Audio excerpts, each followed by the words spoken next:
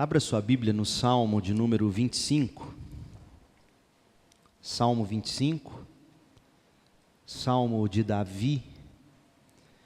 Chamo sua atenção para este salmo, para nós pensarmos sobre o tema: a esperança em Deus não decepciona.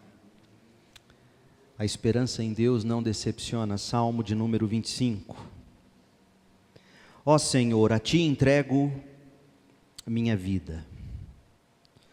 Confio em Ti, meu Deus, não permitas que eu seja envergonhado, nem que meus inimigos se alegrem com minha derrota. Quem confia em Ti jamais será envergonhado, mas os que buscam enganar o próximo serão envergonhados. Mostra-me o caminho certo, Senhor, ensina-me por onde devo andar. Guia-me pela Tua verdade e ensina-me, pois és o Deus que me salva, em Ti ponho minha esperança todo dia. Lembra-te, Senhor, de Tua compaixão e de Teu amor que tens mostrado desde tempos antigos. Não te lembres dos pecados e da rebeldia de minha juventude, lembra-te de mim segundo Teu amor, pois és misericordioso, ó Senhor. O Senhor é bom e justo, mostra o caminho correto aos que se desviam, guia os humildes na justiça e ensina-lhes seus caminhos. O Senhor conduz com amor e fidelidade a todos que cumprem sua aliança e obedecem a seus preceitos. Por causa do Teu nome, ó Senhor, perdoa meus pecados que são muitos. Quem são os que temem o Senhor e lhes mostrará o caminho que devem escolher? Viverão em prosperidade, seus filhos herdarão a terra. O Senhor é amigo dos que o temem e lhes ensina sua aliança. Meus olhos estão sempre voltados para o Senhor, pois Ele livra meus pés das armadilhas. Volta-te para mim e tem misericórdia, pois estou sozinho e aflito. Meus problemas só aumentam, livra-me de toda a minha angústia. Atenta para minha dor e para meu sofrimento. Perdoa todos os meus pecados. Vê quantos inimigos tenho e a crueldade com que me odeiam. Protege minha vida e livra-me, não permitas que eu seja envergonhado, pois em Ti me refugio. Que a integridade e a retidão me guardem, pois em Ti ponho minha esperança. Ó Deus, resgata Israel de todas as suas angústias. Esta é a palavra do Senhor. Amém. Imagine comigo a cena. Chegou o dia do casamento, a noiva estava apreensiva, obviamente, é natural da noiva ficar apreensiva, impressionante. Como os noivos geralmente ficam mais tranquilos no dia do casamento. Mas o que preocupava a noiva é que a cerimônia do casamento ocorreria ao ar livre. E nos últimos dias o sol não apareceu, o tempo esteve nublado, com pancadas de chuvas muito fortes, constantes. Mas naquele dia, no dia D, não choveu. O dia nasceu feliz, ensolarado, céu azul, pássaros cantando de alegria. Pronto, seria tudo um sucesso. Na hora marcada, a noiva desembarcou de uma linda carruagem, coisa de cinema mesmo. O local preparado naquele lindo jardim estava todo belíssimamente decorado. E o noivo estava lá no altar, esperando a noiva. Nada poderia dar errado. Começa a marcha nupcial, noivo e noiva estão diante do pastor, do celebrante do casamento. E quando o pastor começa a falar, o noivo interrompe a cerimônia e diz: espere, não, eu não posso fazer isso. Eu não vou me casar. Ele deixa a noiva no altar e sob os olhares de todos, o rapaz caminha na direção do carro para nunca mais aparecer. Parece coisa de novela, não é mesmo? Mas pode acontecer.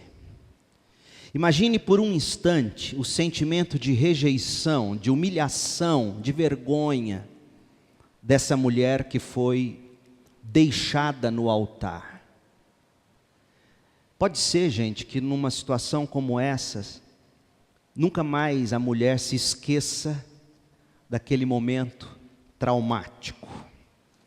Por que eu descrevo para vocês esse fato hipotético? Não é uma história real, é uma história que eu criei.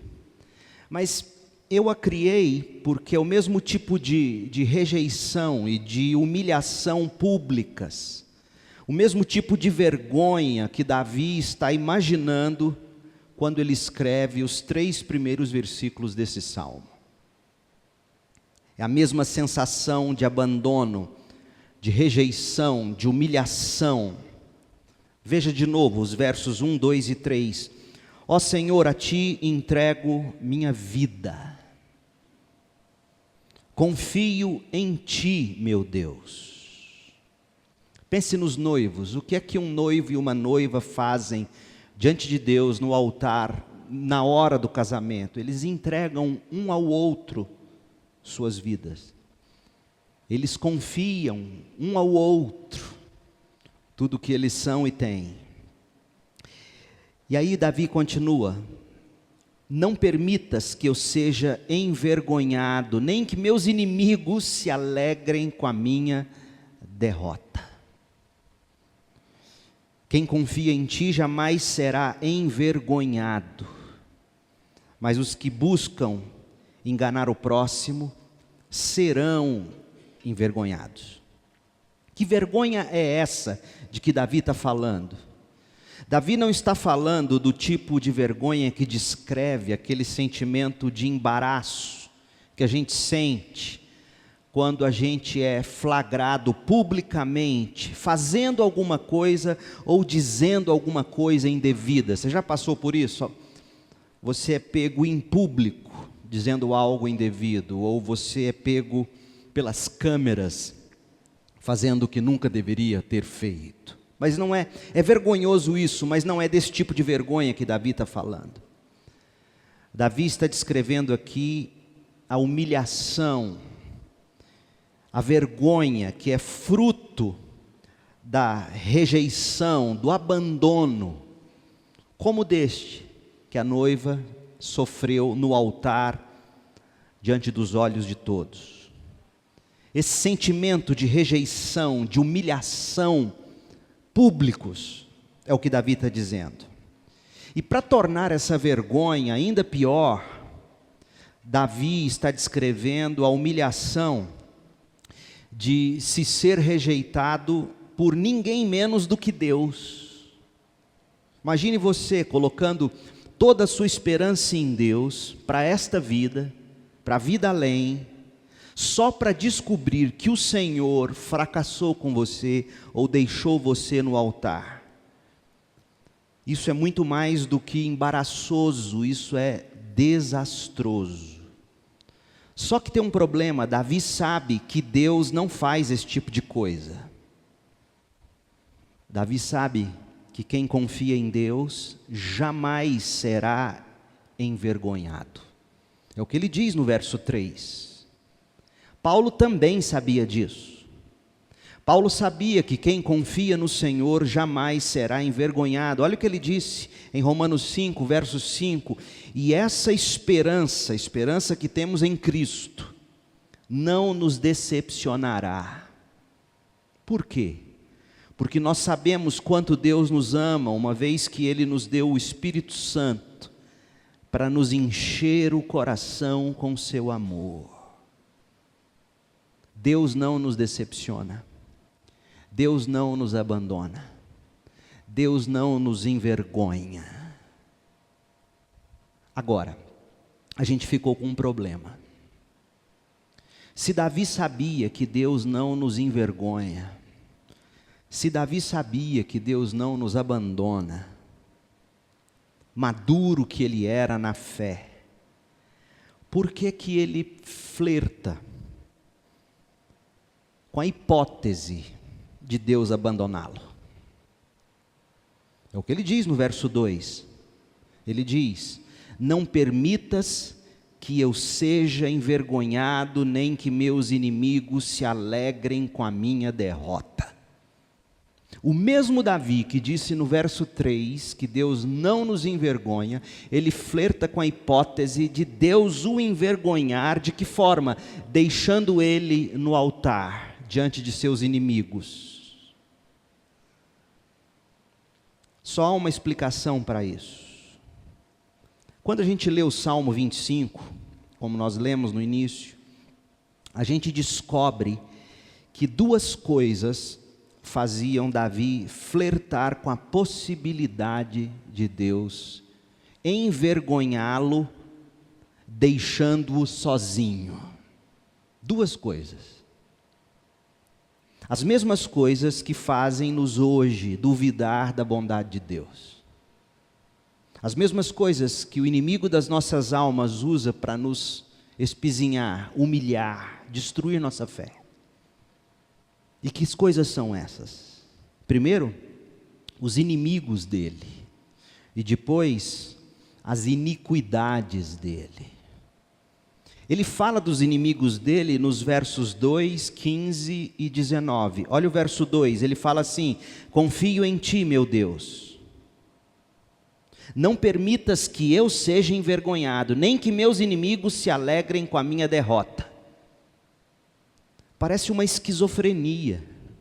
Ele acaba de dizer que confia em Deus, mas ele vira para Deus e diz: Deus, não me envergonhe. Por que ele faz isso? Porque quando ele tira os olhos do Deus em quem ele confia e coloca no tamanho dos inimigos dele, ele fraqueja. Como Pedro, que começa a andar sobre as águas, indo ao encontro do Senhor, e no momento em que ele tira os olhos de Jesus, para colocar os olhos sobre as ondas ou circunstâncias, ele começa a afundar. Verso 15, Davi diz assim: meus olhos estão sempre voltados para o Senhor, pois Ele livra meus pés de armadilhas. Veja que enquanto ele olha para as armadilhas, ele fraqueja, mas quando ele põe os olhos em Deus, ele se fortalece. Mas o que o verso 5 nos revela é o tipo de inimigos que Davi tinha. É o tipo de inimigo que fica na trincheira, que fica escondido. É o pior tipo de guerra, é a de trincheira.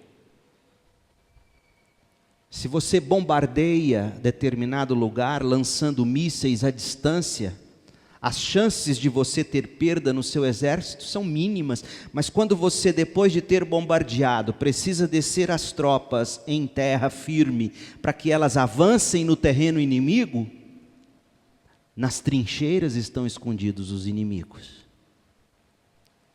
E você pode ser morto a queima-roupa. Davi estava lidando com um tipo de inimigo que era muito próximo dele. Tão próximo, que era capaz de armar armadilhas por onde ele caminhava, minar o terreno onde ele estava.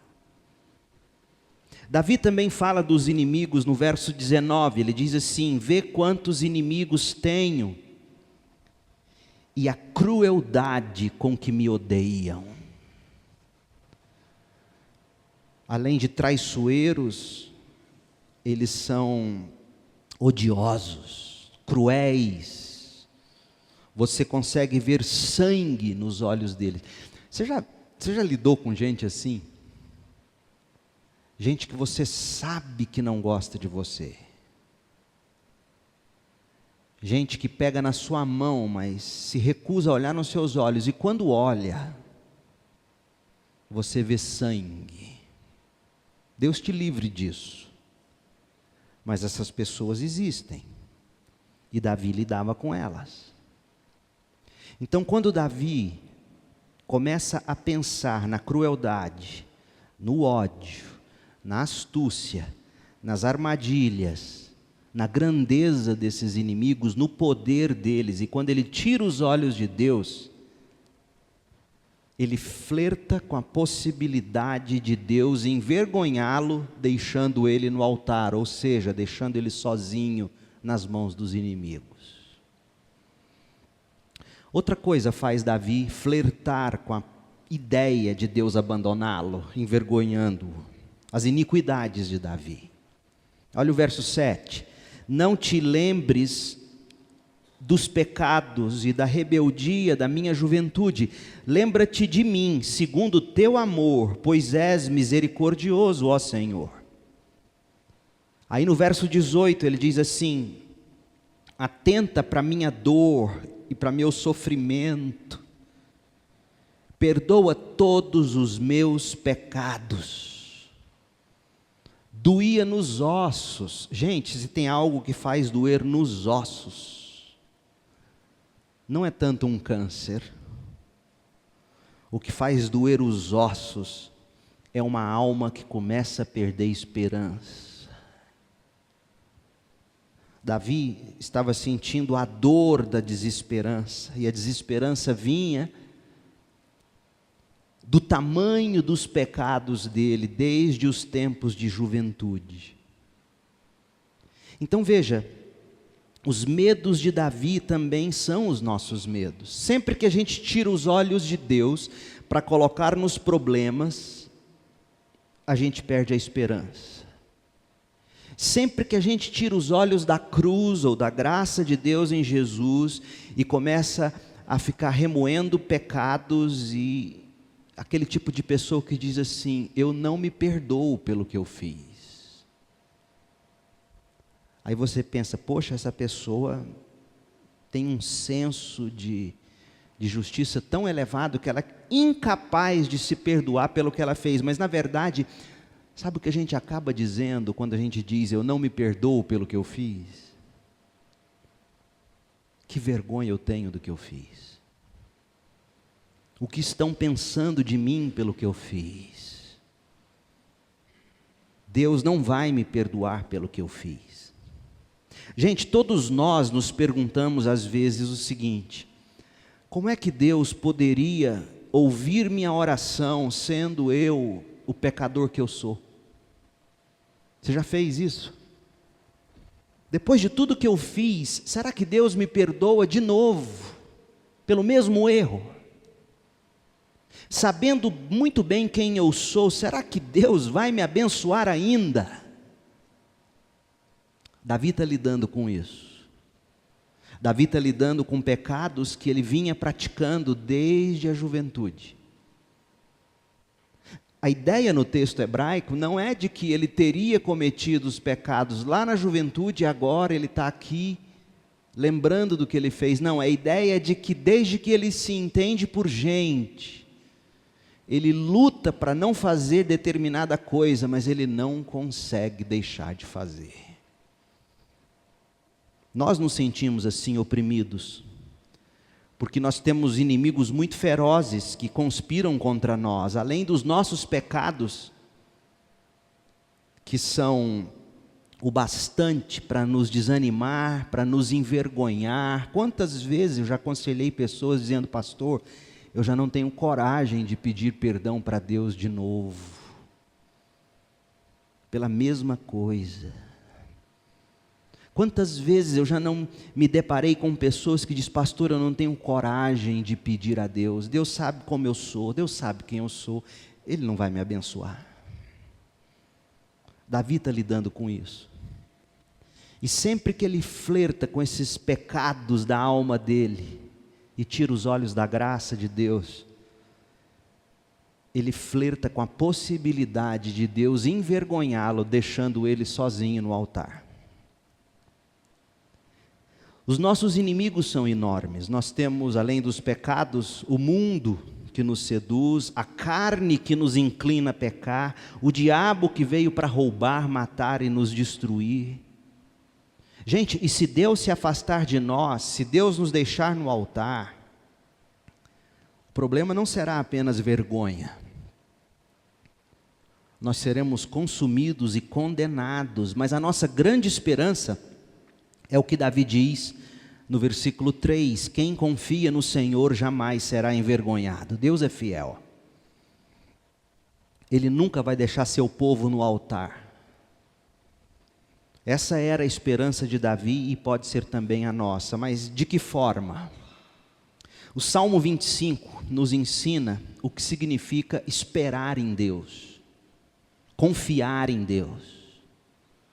O Salmo 25 é um salmo de ensino. Ele foi escrito de uma forma que os estudiosos chamam de uma forma acróstica, ou seja, com algumas pequenas variações. Se você tivesse o texto hebraico original na sua frente, você notaria que cada linha do salmo começa com uma letra do alfabeto hebraico.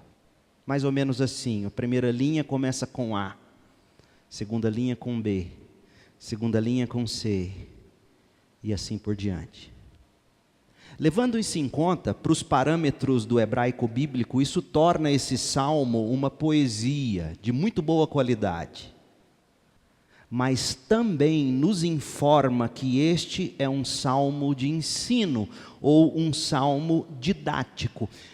Quando eu era estudante, preparando para vestibular, nunca fui bom nos estudos, mas às vezes eu estudava. Quando eu queria decorar alguma coisa, eu colocava na forma de um acróstico. Digamos, amor, onde A significa, e aí eu punha, começando com a M. Quando eu lembrava de amor, eu lembrava da sequência das coisas que eu tinha que lembrar. Então, se esse salmo foi escrito dessa forma acróstica, é porque Davi quer que nós o memorizemos. E por que ele quer que nós o memorizemos? Claro que vai ser bem mais difícil para nós, porque a gente não sabe o hebraico bíblico, não é fluente para nós, mas a lição é clara. Ele quer que a gente memorize esse salmo, porque esse salmo nos ensina como estabelecer confiança em Deus. Então, a pergunta é a seguinte: como é que Davi esperava por Deus? De que maneira Davi depositava a confiança nele, no Senhor? De que forma a nossa esperança em Deus não nos decepciona? Porque muitos vão dizer para você: eu estou decepcionado com Deus. E se você for investigar a fundo, essas pessoas não se decepcionaram com o Deus bíblico. Elas se decepcionaram com uma imagem de Deus que elas criaram. Então, de que forma a gente espera em Deus sem se decepcionar? Primeiro, espere em Deus em obediência. Quando Deus te põe a esperar, a primeira coisa que Ele quer desenvolver em você é obediência. Davi começa com a obediência. Olha a oração desse homem, ele que era alguém que estava esperando em Deus. Olha o que ele começa a pedir no verso 4. Mostra-me o caminho certo. Ele está esperando, mas ele quer saber o caminho certo. Ensina-me por onde eu devo andar, guia-me pela tua verdade, ensina-me, pois és o Deus que me salva, em ti ponho minha esperança todo o dia.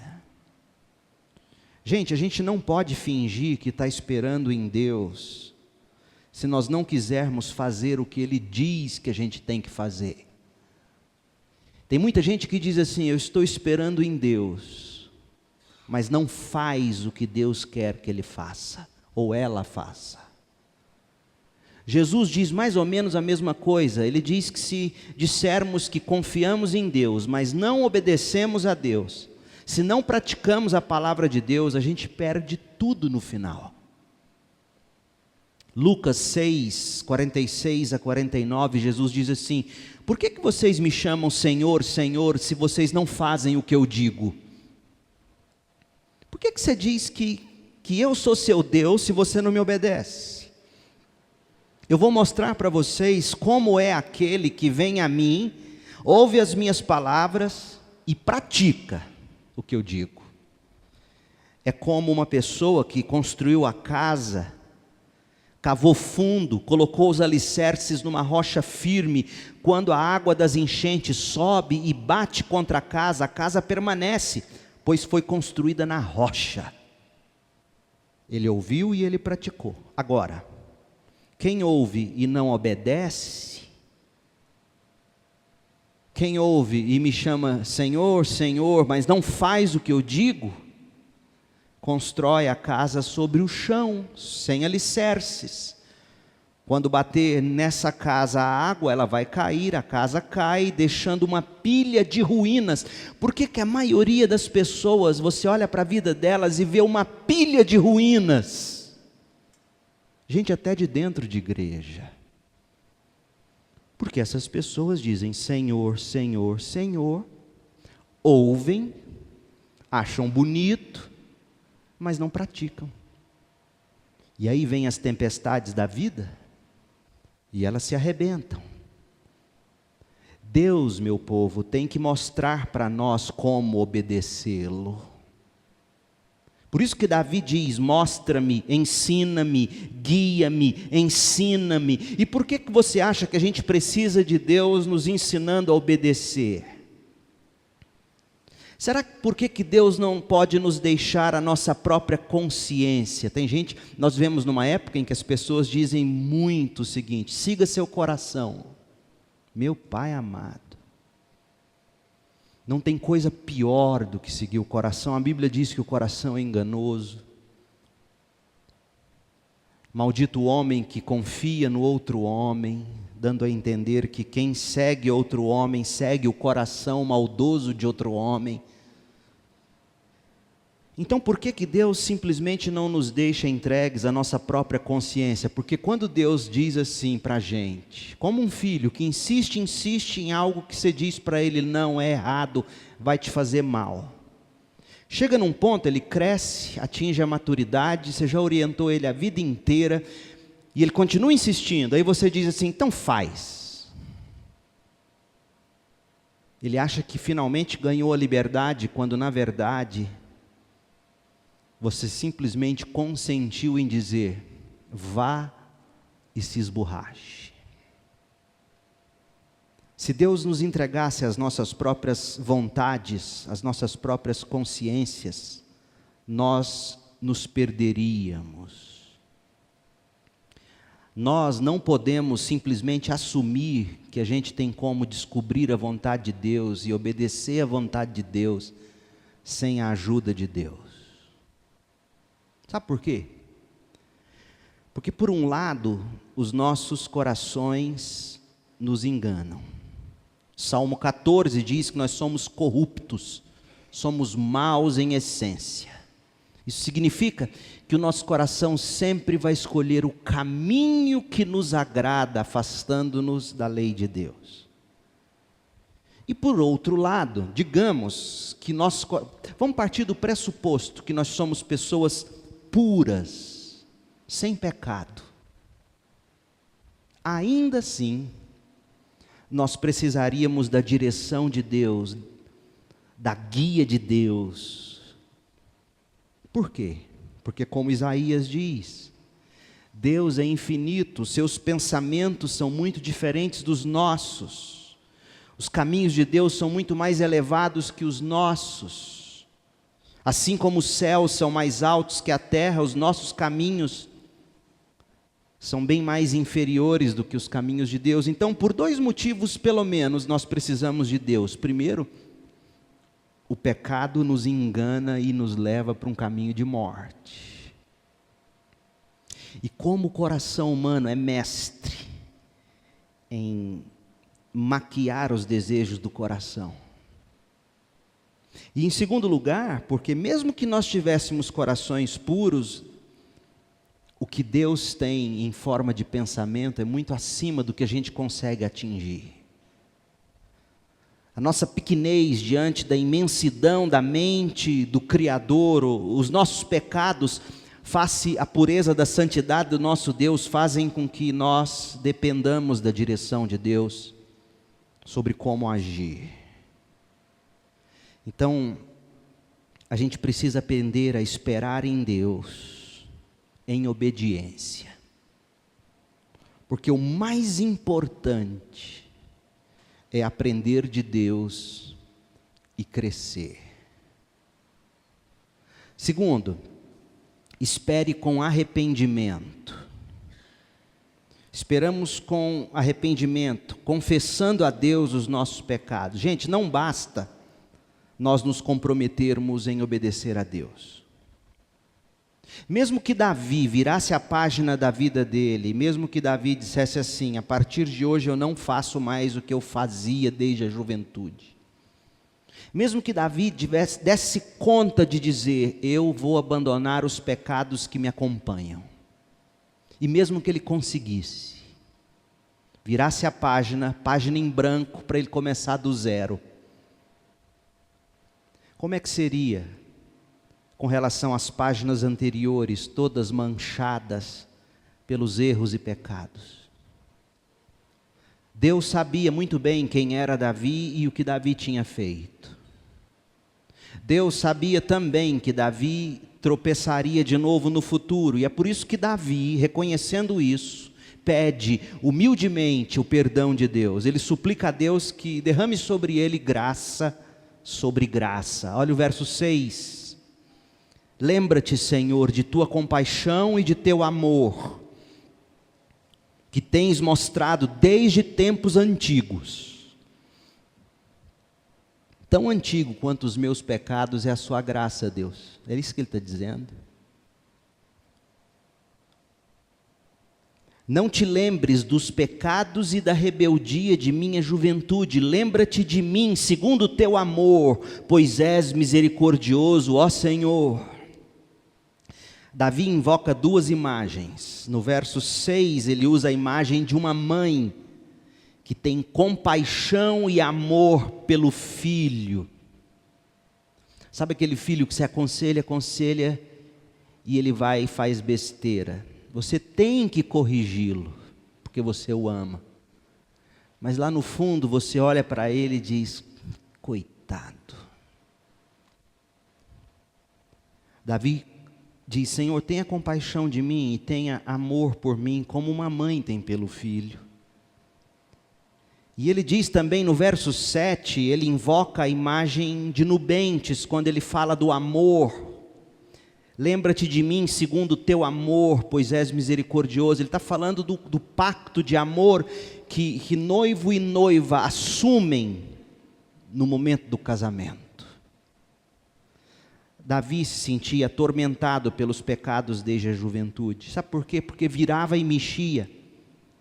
Davi voltava para o próprio vômito e se lambuzava nos mesmos prazeres da lama da impiedade, como Pedro diz em 2 de Pedro 2:22. Sabe por que Davi, enquanto espera em Deus, pede perdão? Porque quando Deus nos põe para esperar, Ele nos põe para revisitar o coração. Ele quer que a gente enxergue e confesse. E é exatamente por isso que a maioria de nós, seres humanos, detestamos o silêncio, a quietude. Você olha para a pessoa sentada, a perna dela está tremendo assim. Ela chega em casa e liga o som, ela entra no carro, ela não consegue aquietar a alma. Porque quando ela põe a alma quieta, começa a pipocar as coisas que ela não quer encarar. Davi está no canto do castigo. Não no sentido de castigo para a morte, mas sabe aquele canto da reflexão que a gente às vezes tinha para os nossos filhos, quando é pequeno, a gente põe eles para sentarem de castigo e diz: senta e fica pensando. Davi conhecia a rebeldia do coração dele. E às vezes ele se sentia tão impotente diante desse pecado impiedoso, porque o pecado é assim, ele nos arrasta e nos faz pecar de novo e de novo. A ponto de Davi chegar à beira do desespero e imaginar Deus abandonando ele no altar. Então quem espera em Deus, espera em obediência, buscando discernir os próximos passos, os caminhos de Deus e não os nossos. Quem espera em Deus não sai no rompante, andando pelos mesmos caminhos de outrora. É impressionante como Deus às vezes pega alguém, quebra a perninha dessa pessoa, põe ela para refletir, e em vez dela buscar os caminhos de Deus, ela continua nas mesmas práticas de antes. Davi espera em obediência, Davi espera com arrependimento.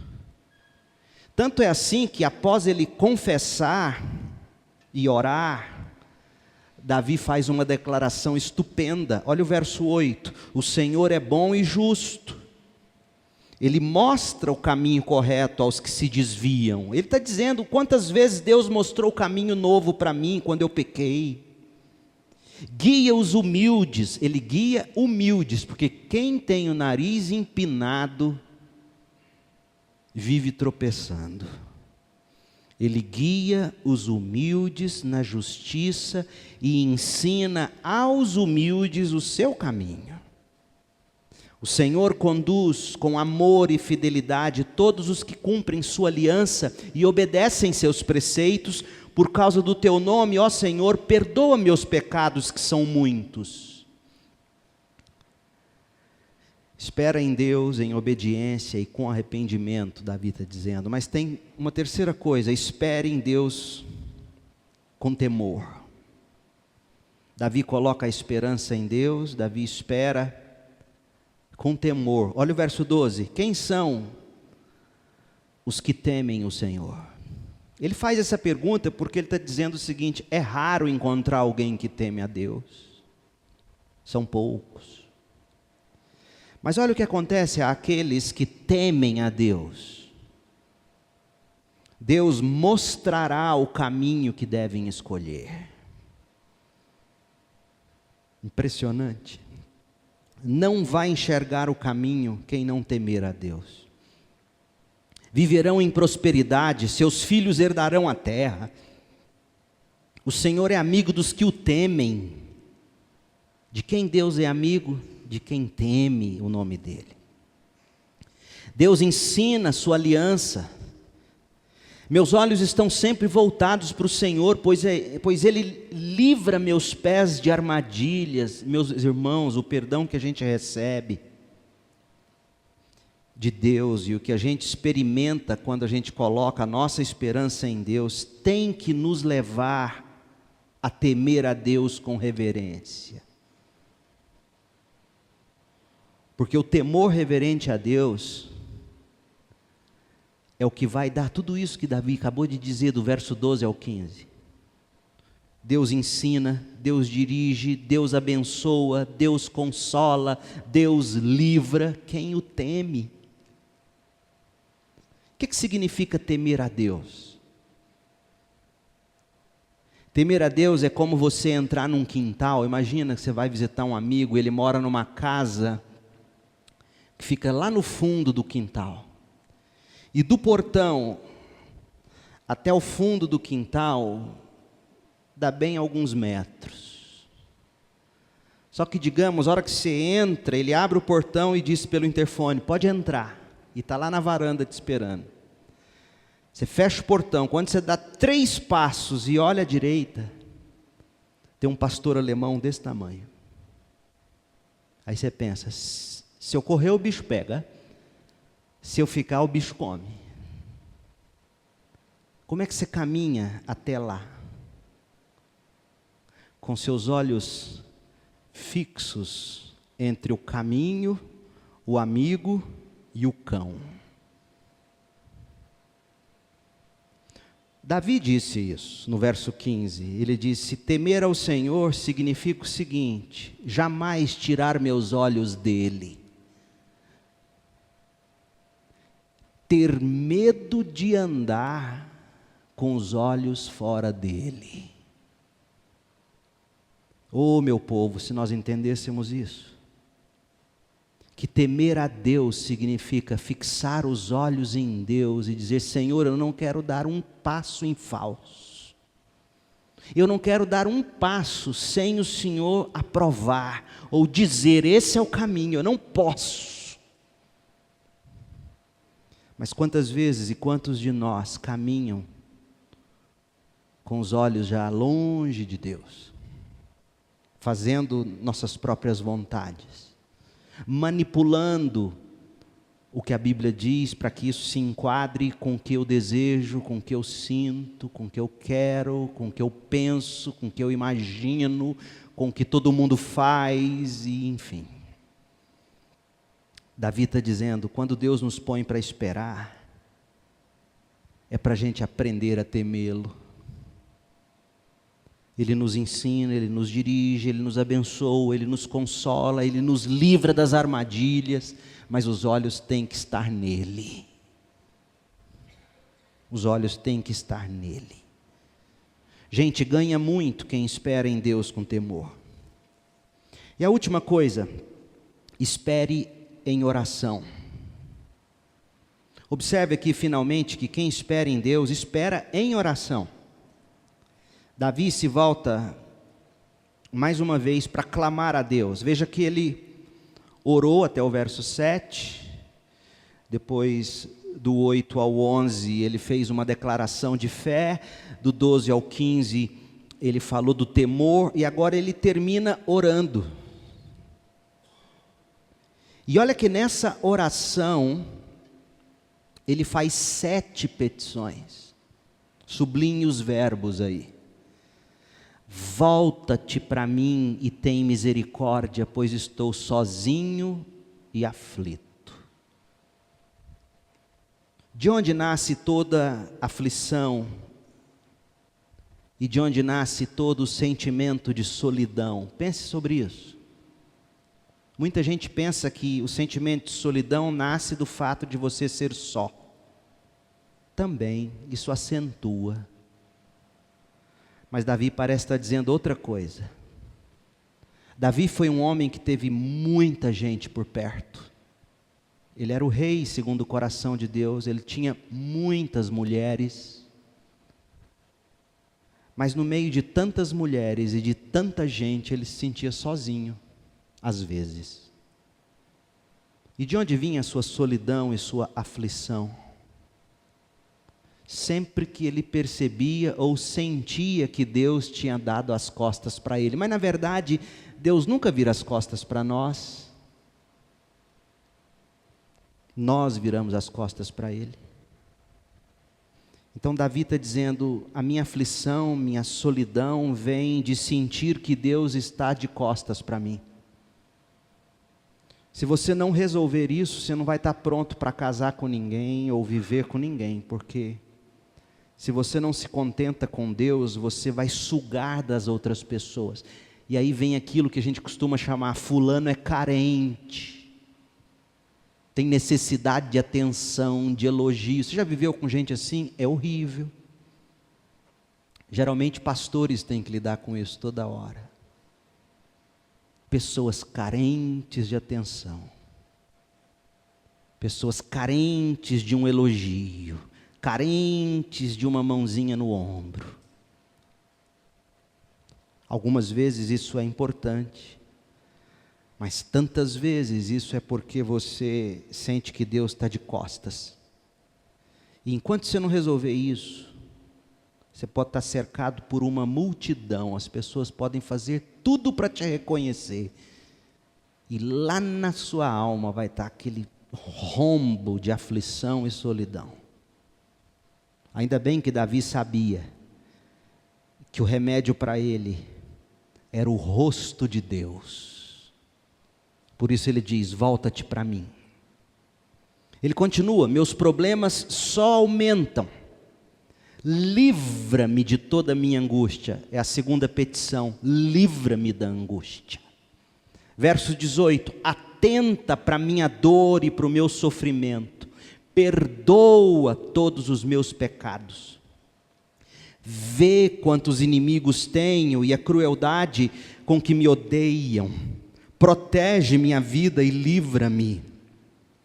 Não permitas que eu seja envergonhado, pois em ti me refugio. Que a integridade e a retidão me guardem, pois em ti ponho a minha esperança. A pergunta é, veja que esse salmo é um salmo raro. ele meio que termina num tom não muito positivo. É como se a gente pensasse assim: teria Deus ouvido a oração de Davi? Com certeza sim, porque ele diz no verso 3, quem confia em ti jamais será envergonhado. Deus ouve as orações do povo dele, meu povo, e ele nos responderá. Agora, no caso de pensarmos que essa confiança é apenas para Davi, olha o verso 22, que é o último do Salmo. Ele diz assim: ó Deus, resgata Israel de todas as suas angústias, resgata o seu povo de todas as suas angústias. Essa última linha do Salmo destranca para nós o Salmo, abre o Salmo para todos aqueles que conhecem o Senhor Jesus Cristo. Sabe por quê? Porque quem conhece Jesus, quem nutre um relacionamento salvífico, um relacionamento de fé com o Senhor, ouça o que eu vou te dizer, nunca será humilhado, nunca será abandonado, nunca será rejeitado. Deus redime o seu povo enviando Jesus, e sabe o que acontece para todo aquele que nele crê? Nada, jamais poderá nos separar desse seu indescritível amor, se nós confiarmos em Cristo e vivermos em fé. Nós nunca nos decepcionaremos com Ele, nunca.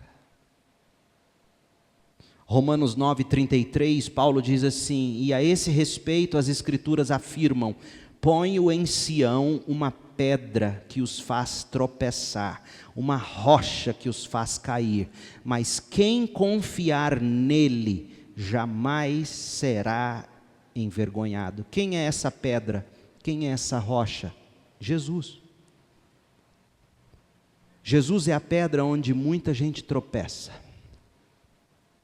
é a rocha sobre a qual muita gente cai, porque se recusa a confiar nele, a seguir os mandamentos dele. Mas Paulo diz, sabe, quem confia nele nunca será envergonhado. Então hoje à noite eu concluo dizendo: coloque sua esperança no Senhor Jesus Cristo. Ele e somente Ele nunca te decepcionará, nunca te abandonará. E quanto àqueles que te decepcionam e te abandonam, se você tem seus olhos em Jesus, e se você é acolhido ou acolhida por Jesus, sabe o que você começa a fazer com aqueles que te decepcionaram e te abandonaram? Você não paga com a mesma moeda. Você tenta ajudá-los a enxergar o amor de Jesus, a graça de Jesus. Você perdoa, você espalha perdão. Então hoje à noite, saia daqui esperando em Deus. A esperança em Deus não decepciona. Espere em obediência, espere com arrependimento, espere com temor, espere em oração. E que Deus te abençoe com fé, com esperança e com amor. Amém. Feche os olhos, oremos. Senhor Jesus, muito obrigado, porque o Senhor é a nossa esperança. O Senhor provou da rejeição de Deus, quando na cruz o Senhor disse: Deus meu, por que me desamparastes? O Senhor provou o abandono de Deus por causa do nosso pecado sobre o Senhor. Ó Senhor, para que nós hoje pudéssemos dizer: eu creio, eu recebo o Senhor como meu Salvador, e pudéssemos ter a certeza de que nós jamais veremos o nosso Deus de costas para nós. O Senhor não nos rejeita em Jesus Cristo, o Senhor não nos abandona em Jesus Cristo, o Senhor não nos envergonha em Jesus Cristo. Nada nos separa do Senhor, nada. Ó Deus, enquanto esperamos, livra-nos de flertarmos com os inimigos, com as iniquidades, e faça-nos, Senhor, esperar em obediência, com arrependimento e temor, lutando constantemente em oração, pois esses que esperam no Senhor não se decepcionam. É no nome de Jesus que oramos. Amém.